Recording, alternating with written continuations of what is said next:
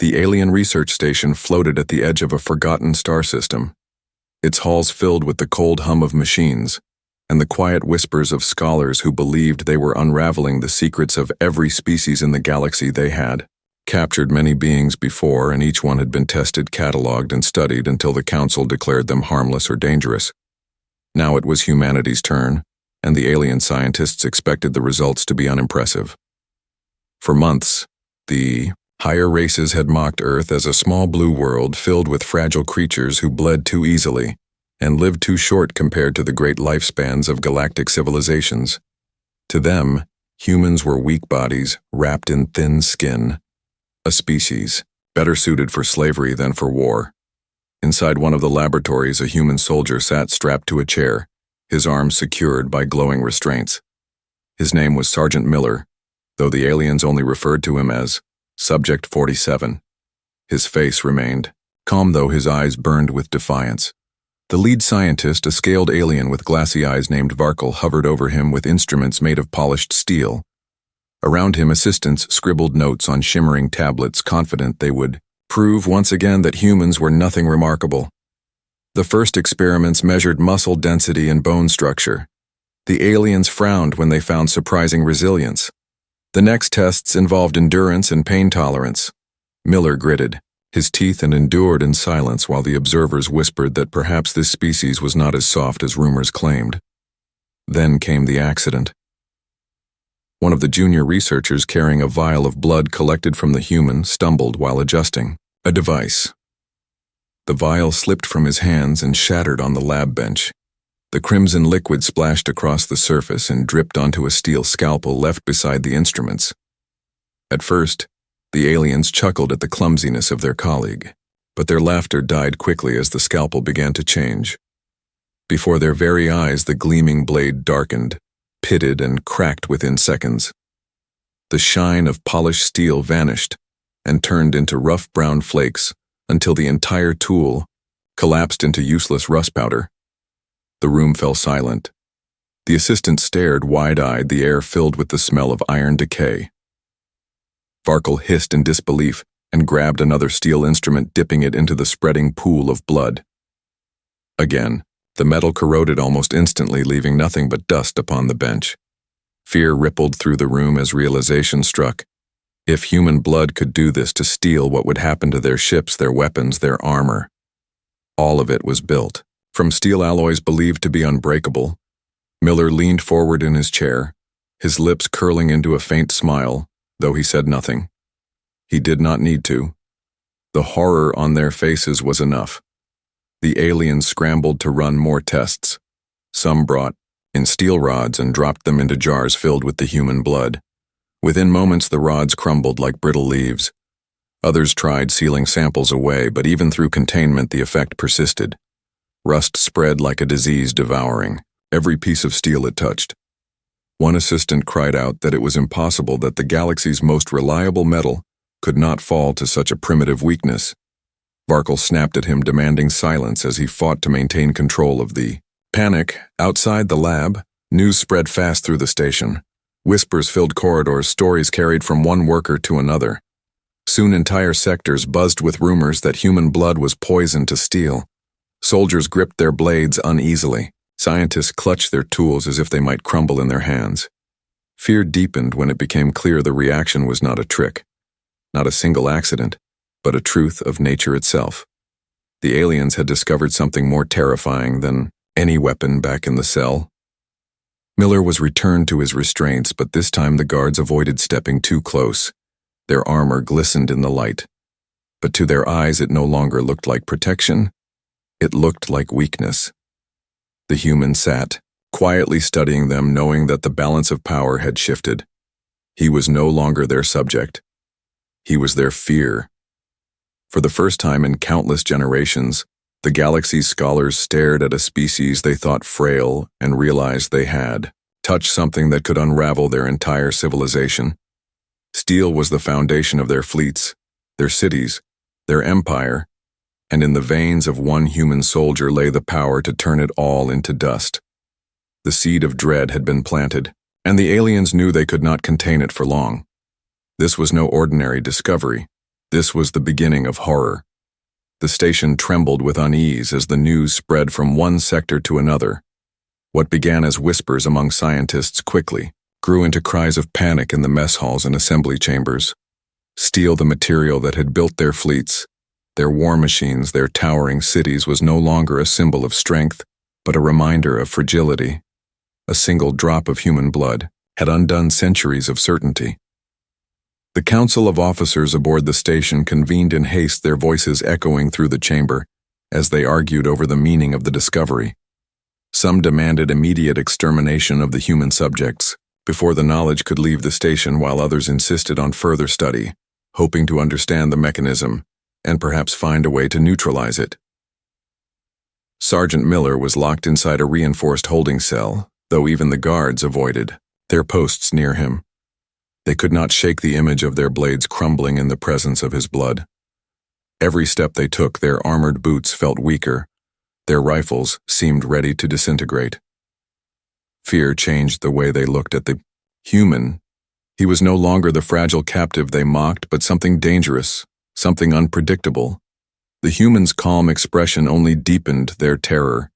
He sat as if waiting, knowing their fear gave him power.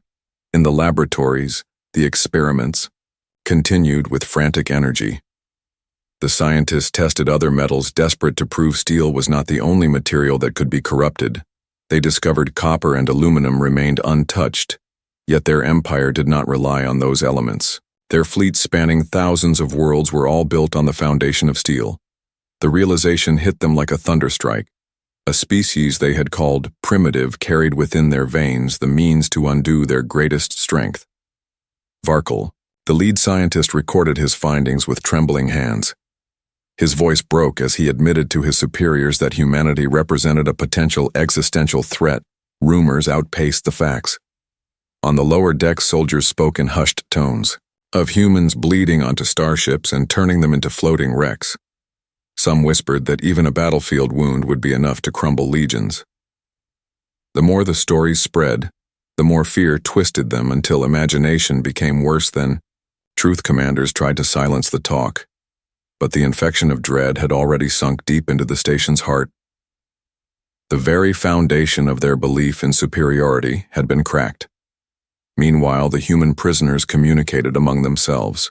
In secret codes, Miller exchanged nods and gestures with fellow soldiers locked in other cells.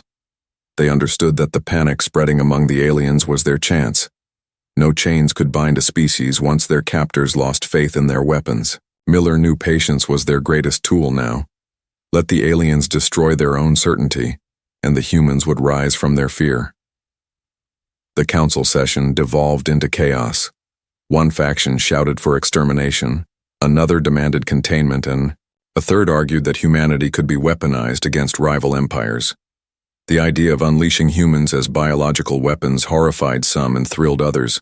The station commander pounded the table, demanding unity, yet even he could not hide the tremor in his voice.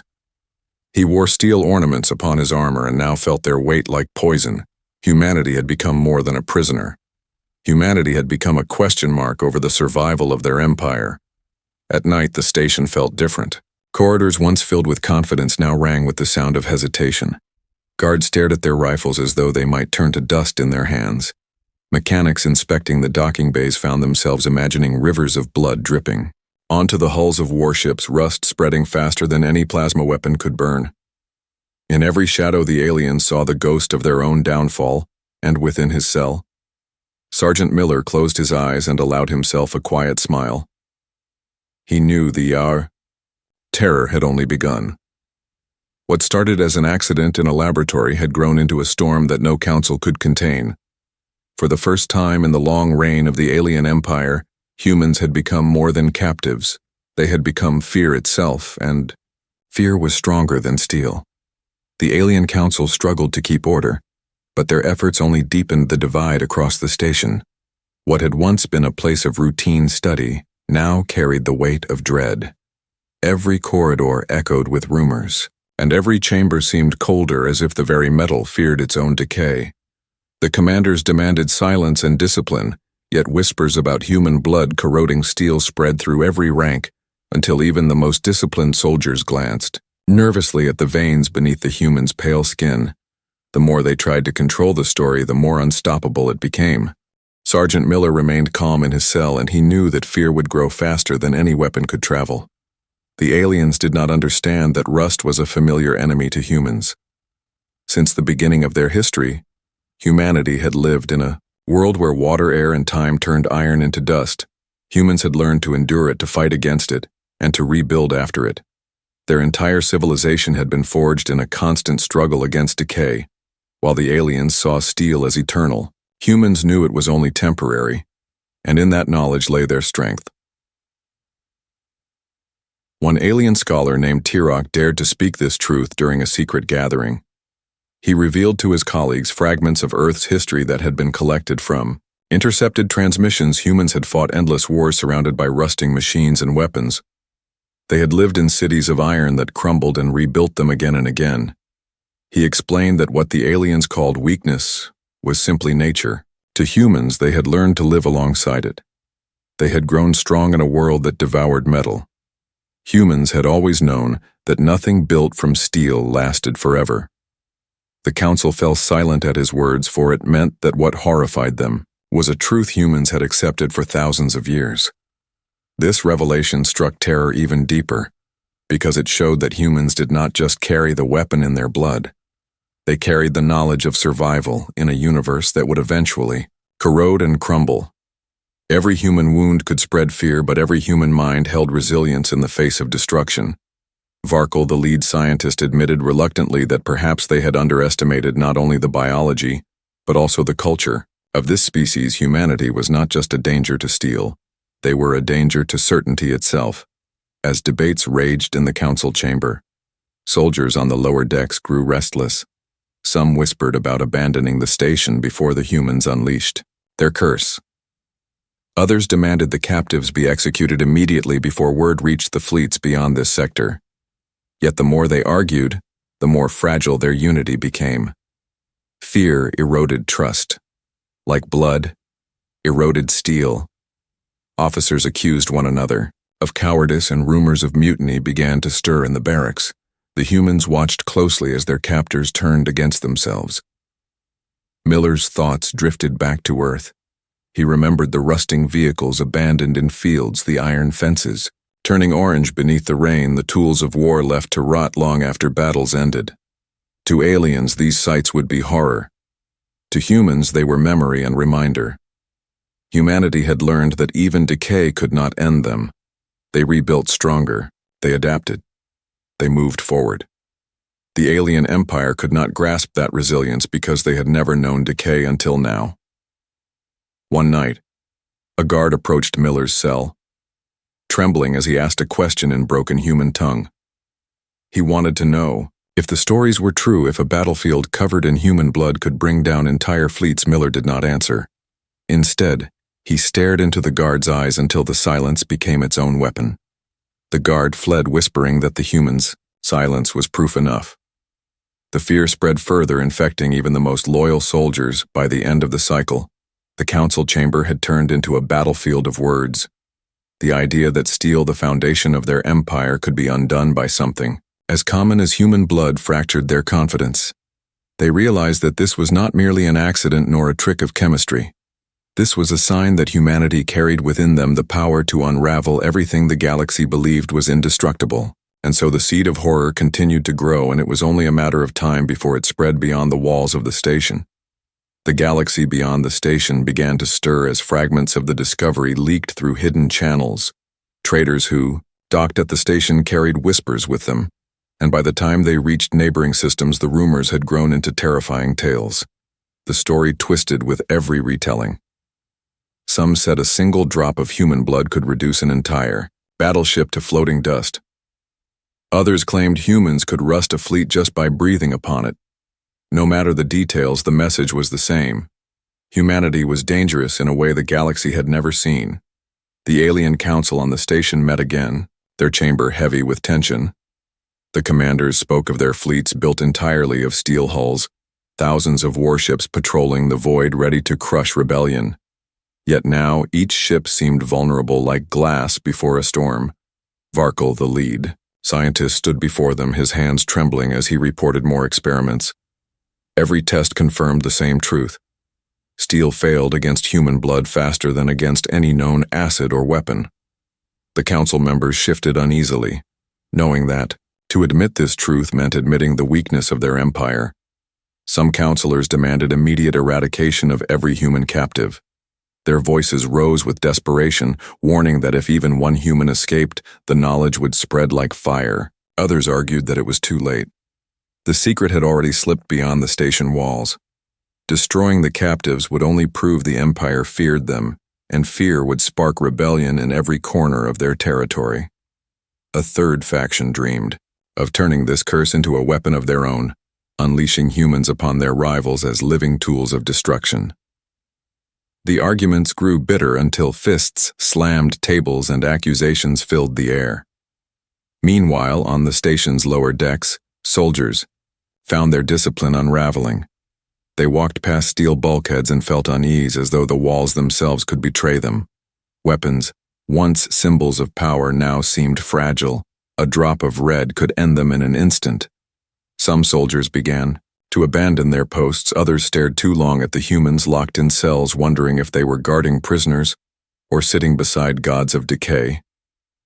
The unease spread faster than any command could control.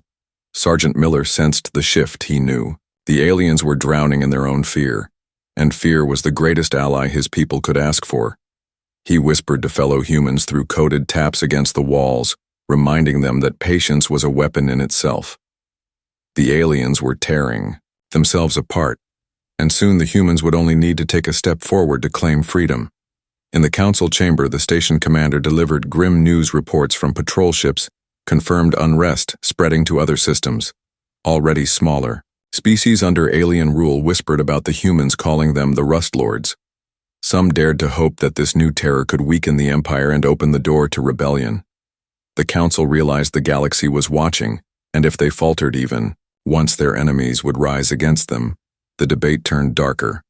One general demanded they destroy their own fleets before humans could infect them with blood. Another shouted that such madness would hand victory to their rivals.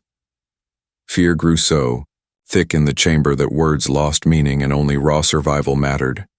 The commander pounded the table and declared that a demonstration was needed. If the humans could truly bring steel to ruin, then let the galaxy see it with their own eyes. The council murmured in shock, but none dared oppose him, for they all felt the same doubt gnawing at their hearts. That night the order was given. The humans would be forced to show their power before the gathered eyes of the fleet. The council believed a test could either prove the stories false and restore order, or confirm the terror and demand action. Sergeant Miller sat in silence when he was told he understood what was coming, and he knew this was the moment to shift the galaxy's view forever. The chains rattled against his wrists, but his spirit had never felt freer. As the station prepared for the demonstration, word spread through every corridor. Every alien soldier, every mechanic, every scholar felt the weight of what was coming. They all imagined the same scene: a single drop of blood falling onto steel and an empire trembling with the sound of rust spreading like fire across their mighty fleets. The great hall still vibrated with the echoes of the demonstration long after the last flakes of rust had settled on the floor. The alien commanders tried to restore order, but their voices were drowned by the thunder of fear that rolled through the assembly. The collapse of the steel warblade had destroyed more than a weapon. It had shattered faith in the Empire's very foundation. Every soldier, every scientist, every counselor present had seen with their own eyes the truth they had all doubted, and now none of them could deny it. Sergeant Miller stood bleeding from his palm, but unbroken in spirit. The guards hesitated to approach him, their rifles trembling in their hands. They no longer saw a prisoner, but a living weapon. A walking curse, whose very blood could reduce them to dust. The silence between them grew heavy until Miller finally raised his hand, letting another drop fall deliberately onto the scattered fragments of the blade. The rust spread further, and the steel powder disintegrated into nothing more than dust in the wind. The gesture was small, but the meaning was vast. He was showing them that this was no trick, no single accident. This was power that lived in every vein of his body. The council erupted into argument. One faction demanded that all humans be annihilated immediately before the knowledge spread too far. They claimed it was the only way to preserve the empire. Others shouted that humanity must be harnessed and forced into service as biological weapons of war. They argued that unleashing humans against rival empires could make them invincible. Still others sat silent, paralyzed by the fear of making the wrong choice. The hall became a storm of shouting and clashing voices until the commander slammed his fist against the table, demanding silence. His voice cracked as he declared that the Empire could no longer treat humanity as slaves or specimens. They had to decide whether to fear them or to ally with them. Outside the chamber, chaos swept through the station. Soldiers abandoned their posts, whispering that their weapons were useless. Mechanics in the docking bay stared at the steel hulls of warships that had once been their pride and saw only coffins waiting to rust. Civilians who had lived their entire lives in the shadow of the Empire's fleets whispered stories of humans who could bring down battleships with a single wound. To some, humans became monsters, to others saviors, but to all they became something greater than mere prisoners. Miller sensed the shift as he was returned to his cell. The guards no longer dared to look him in the eye. He sat quietly, but inside he felt the weight of history pressing against him. He knew that his people had suffered capture, humiliation, and pain. Yet in that moment they had shown the galaxy that fear was sharper than any blade. Humanity had been underestimated, mocked as fragile and expendable. But now the Empire quivered before the sight of a bleeding hand. The other human captives began to whisper plans among themselves, their hope reignited after months of despair. For the first time, they believed freedom was not only possible but inevitable. They spoke of seizing control of the station, of turning the fear of the guards into an opening for escape. Miller listened and reminded them that patience was still their greatest weapon. The Empire was unraveling on its own, and a single reckless move could rob them of victory. Better to let the aliens drown in their own terror and strike only when the moment was right. In the higher levels of the station, the council met again in secrecy. Their arguments grew darker as the reality of their weakness sank in. One general admitted he could no longer trust his soldiers, for they feared their own weapons. Another suggested dismantling fleets and rebuilding with different materials, though such a task would take centuries. Others warned that rival species would hear of this discovery and rise in rebellion against them. They all agreed on one truth: humanity was no longer a minor nuisance. Humanity had become the storm that threatened to corrode their empire from within.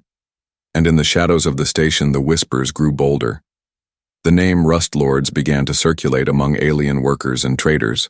Some spoke it with fear, others with awe, but all with recognition that something unstoppable had been set into motion. The demonstration had proven more than the corrosion of steel. It had proven the corrosion of an empire built on arrogance and illusions of invincibility. Humanity had drawn the first crack, and soon the galaxy would watch as the Empire's steel foundations crumbled into rust. The first sparks of rebellion began not with human hands, but with alien fear. Entire sectors of the Empire had heard the whispers, despite every attempt to silence them. Rust Lords, they called the humans harbingers of decay. Some species that had lived in subjugation for centuries saw in the story of human blood a chance to rise against their masters. If the Empire's steel could crumble, then so too could their rule. On distant colonies, workers refused to touch the metal tools given to them, while patrol ships returned half empty as soldiers deserted their posts. Terror had spread faster than any fleet could travel. On the station, the tension grew unbearable. The council tried to keep control, but every meeting ended in shouting, and every decision fractured their unity.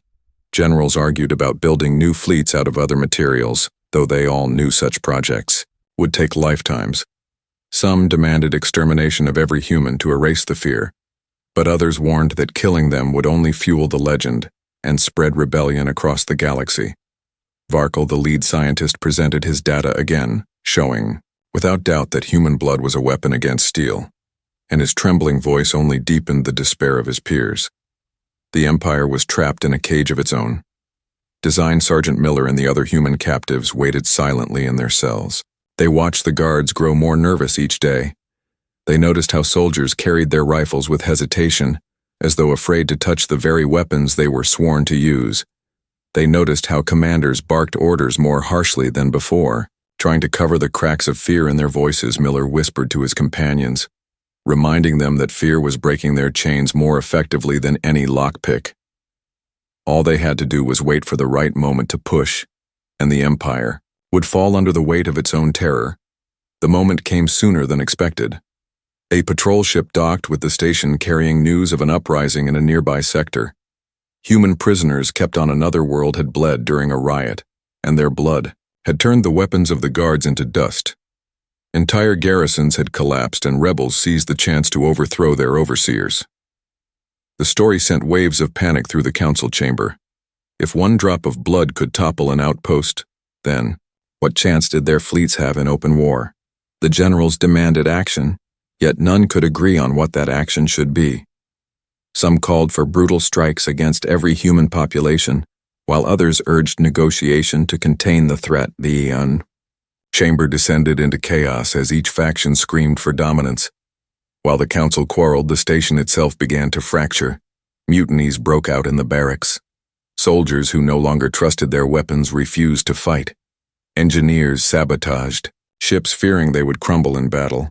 Civilians fled into the docking bays, hoping to escape before the humans could unleash their curse. In the midst of this storm, Miller and his fellow prisoners made their move. A guard too afraid to stand, close enough, left a door poorly secured, and the humans slipped free, moving like shadows through the station corridors. The fear that gripped the aliens made escape easier than any battle would have been, as alarms rang across the decks. Miller and his companions seized control of a docking bay. The alien soldiers who arrived to stop them hesitated at the sight of human blood already staining the floor from a self-inflicted wound. The soldiers froze, unable to advance their weapons, clutched, but their courage gone. One by one they retreated, whispering that to fight humans was to invite death. Miller used the pause to rally his people, and together they captured a small warship docked at the station. The irony was not lost on them that the vessel they seized was made of the very steel their blood could destroy. The station commander watched in despair from the control chamber as the humans launched the stolen ship into the stars. He knew that no force could contain the story now. The Rust Lords were free, and every world would soon tremble with the thought of their blood.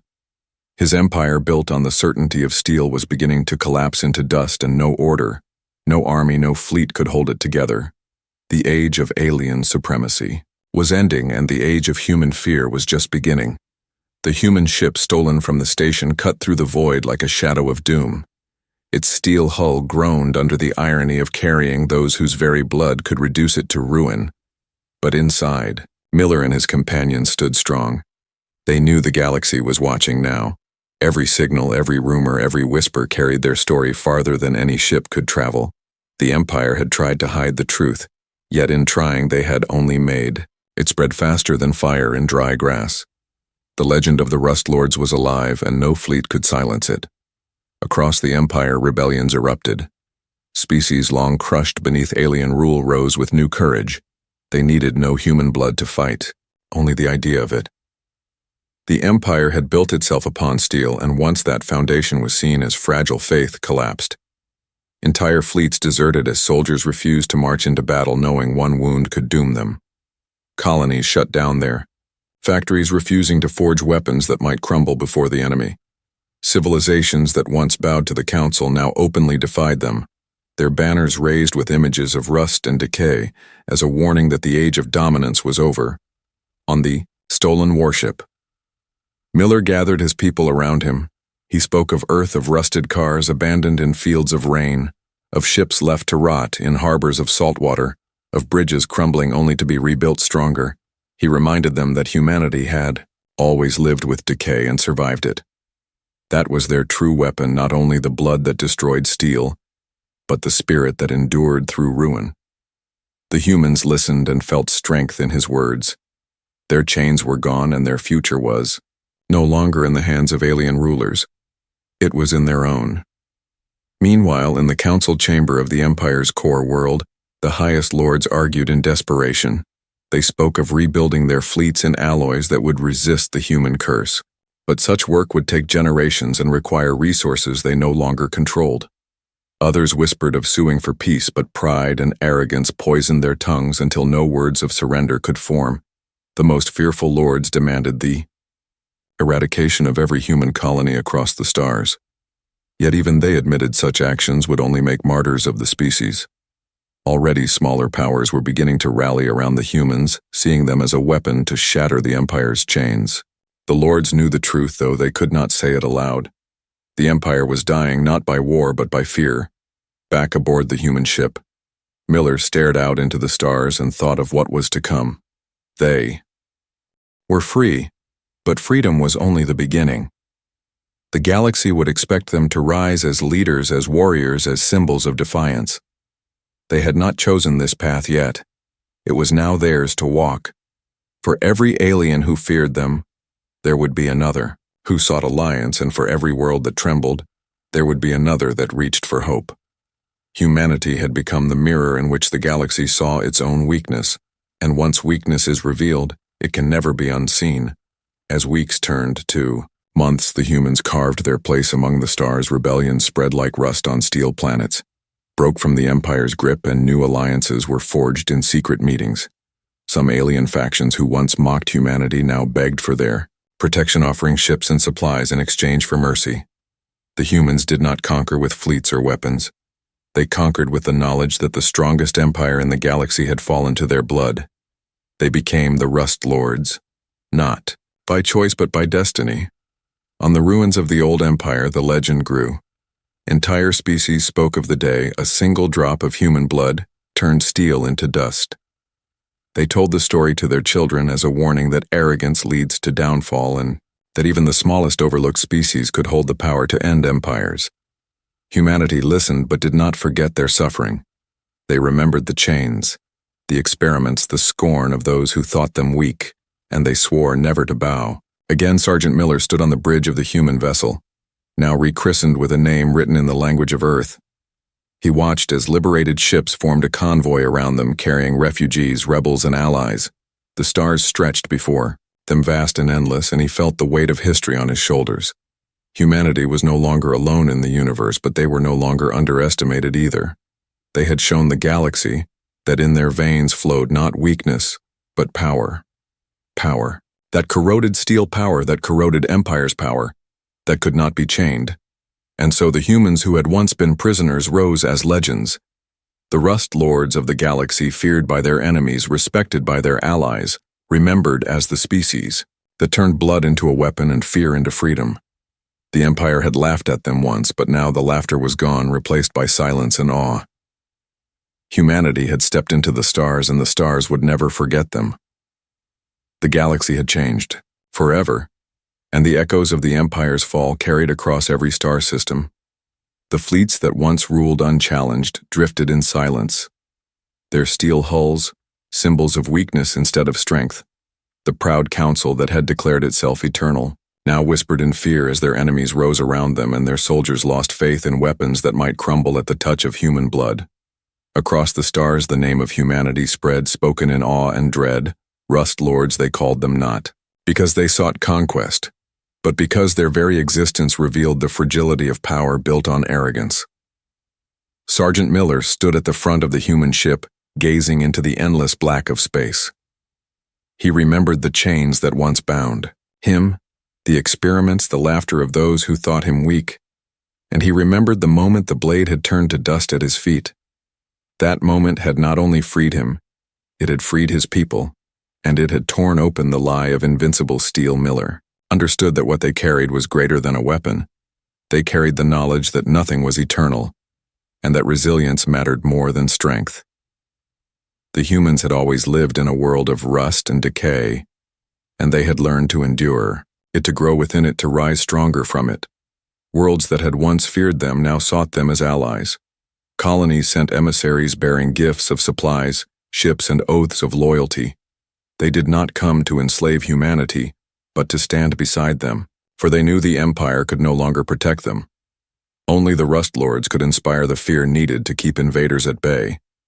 Humanity accepted these alliances carefully, not with arrogance, but with the cautious wisdom of a species that had suffered and survived. They had no need for vast fleets to command the galaxy. Fear itself had become their fleet, and it sailed ahead of them wherever they went. As the new alliances grew, so too did the legend. Children on alien worlds told stories of the day a drop of blood had turned steel to dust. They spoke of humans who had risen from chains to stand as symbols of freedom and defiance. They spoke of the fall of the Empire as if it had been destined from the moment humanity entered the stars, and in every telling the humans grew larger than life. Their resilience, their courage, their terrible gift painted across the galaxy, like fire across the night sky. On the bridge of his ship, Miller turned to his companions and spoke of Earth, of the rusting bridges, the crumbling cars, the machines swallowed by time. He told them that rust had always been part of their lives, and that it had never defeated them. The others listened and nodded, for they understood that they carried not only fear, but also hope. The galaxy now knew that strength was not eternal, and that even the smallest species could bring down an empire. Humanity had not sought this role, but destiny had given it to them, and they would bear it with pride. The empire that once mocked them lay broken, and the stars no longer belonged to their oppressors. They belonged to all who dared to rise. Humanity had earned its place among them, not by overwhelming power, but by proving that even blood could be stronger than steel. The Rust Lords had risen, and the galaxy would never forget the day humans turned chains into freedom and fear into legend. The end.